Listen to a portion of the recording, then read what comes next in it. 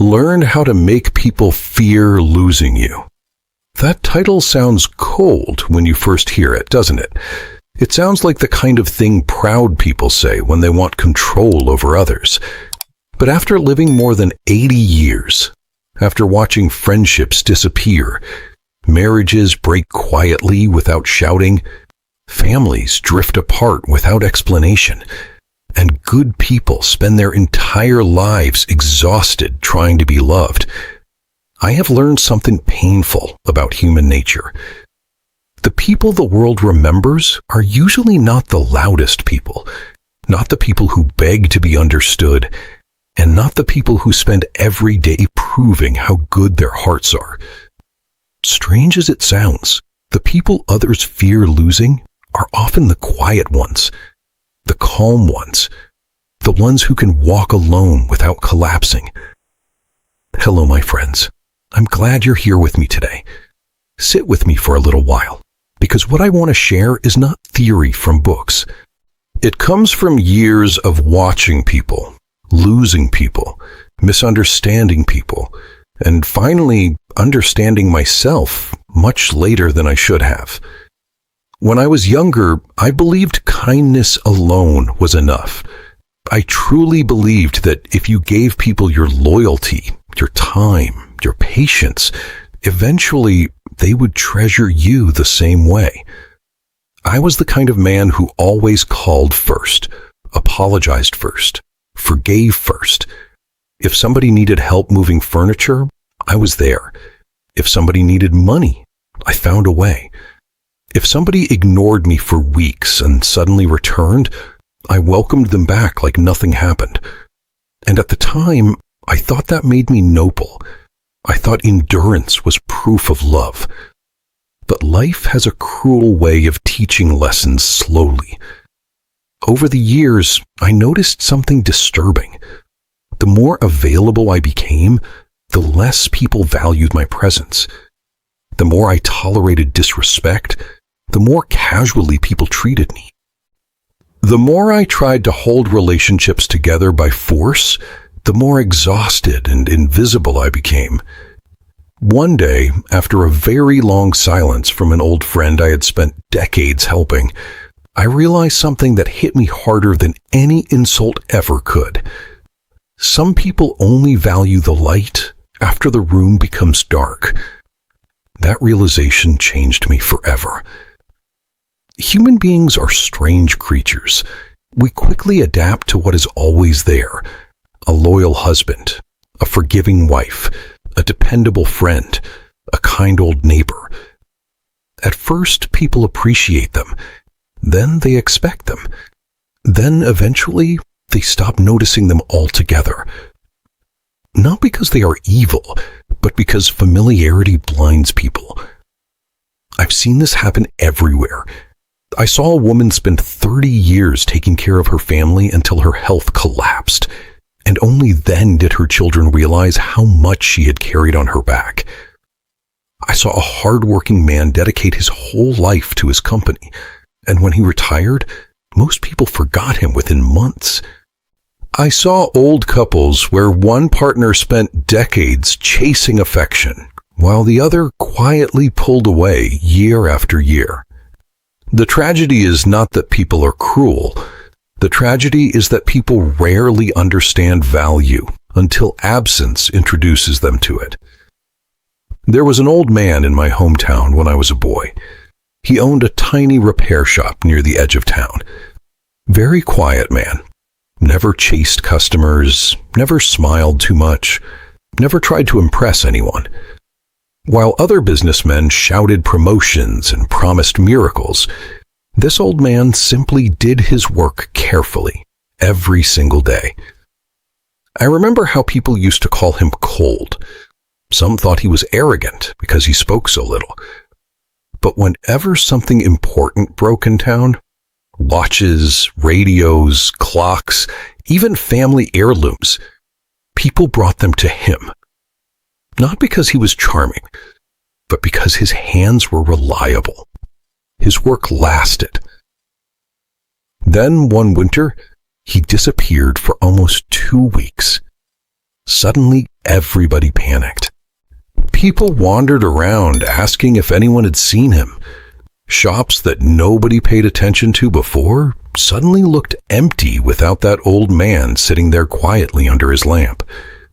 That was the first time I understood something important.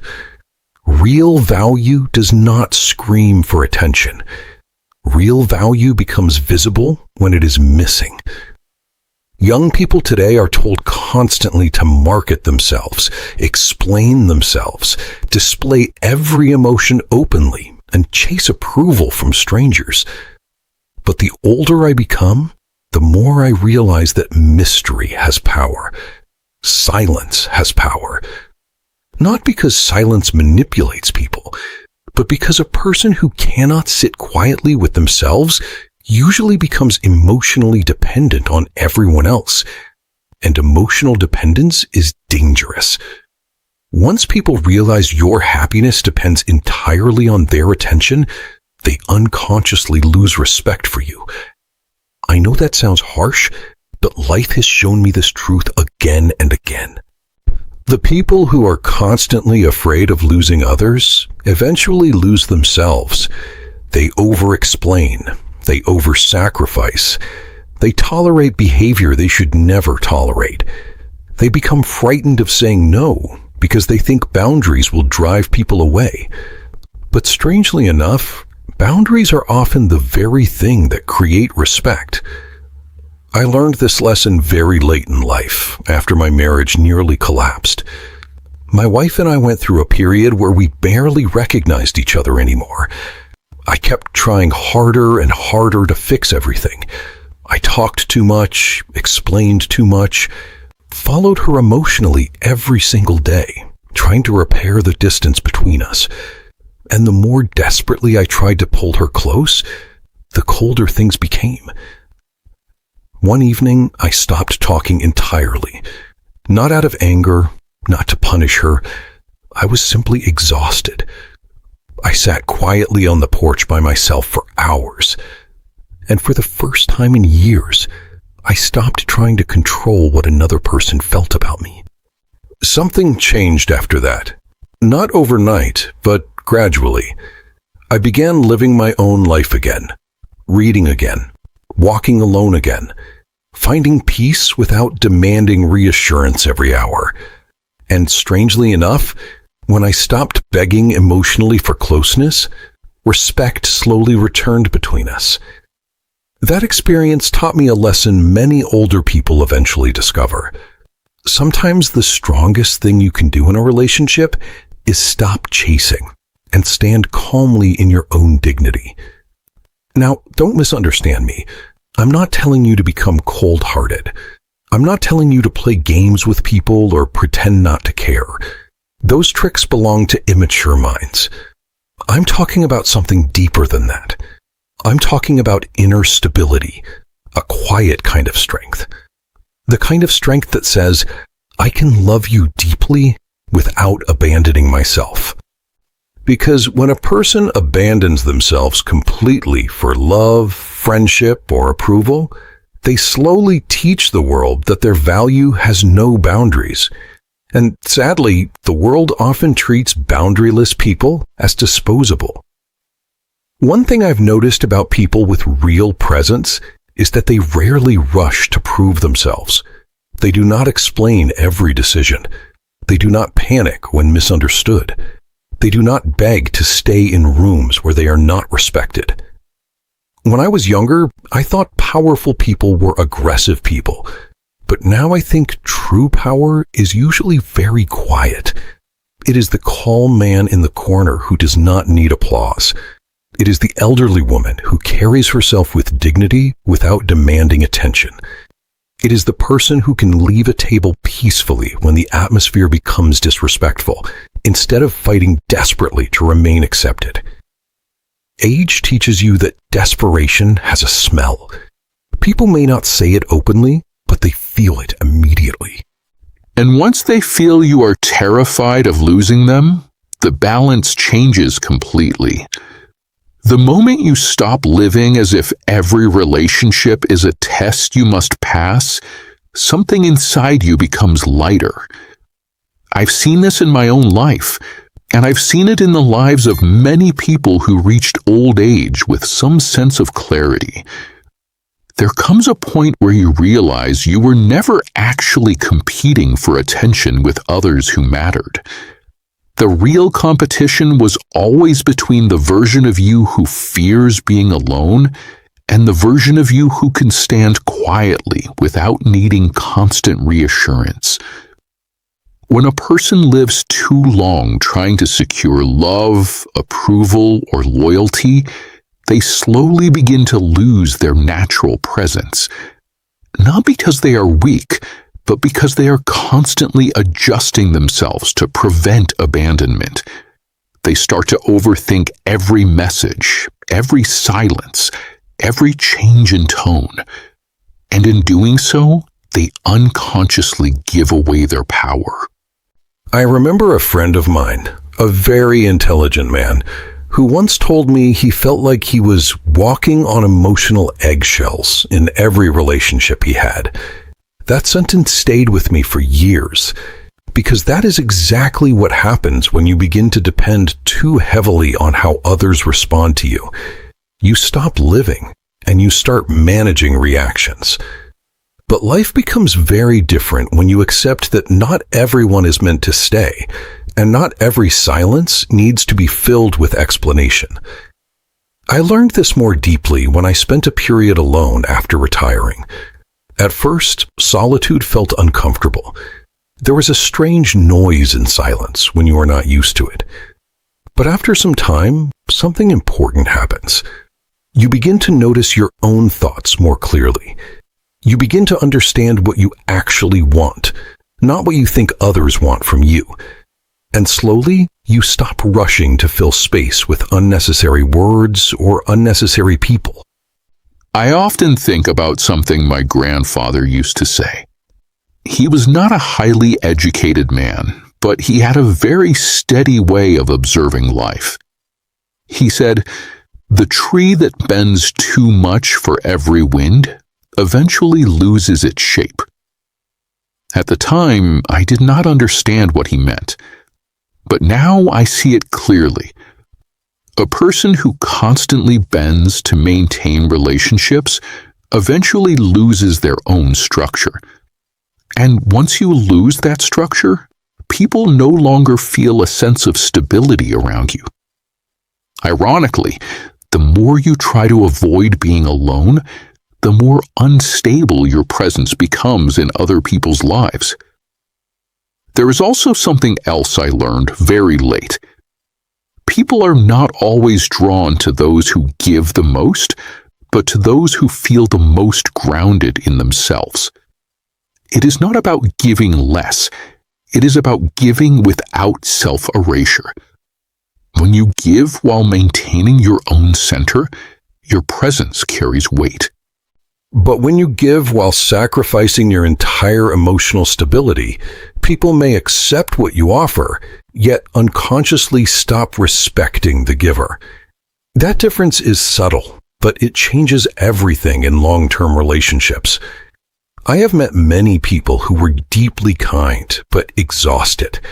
They spent years being available at all hours, always forgiving, always returning first, always trying to fix what others broke. And when those relationships eventually faded, they were left confused, asking why their kindness was not enough.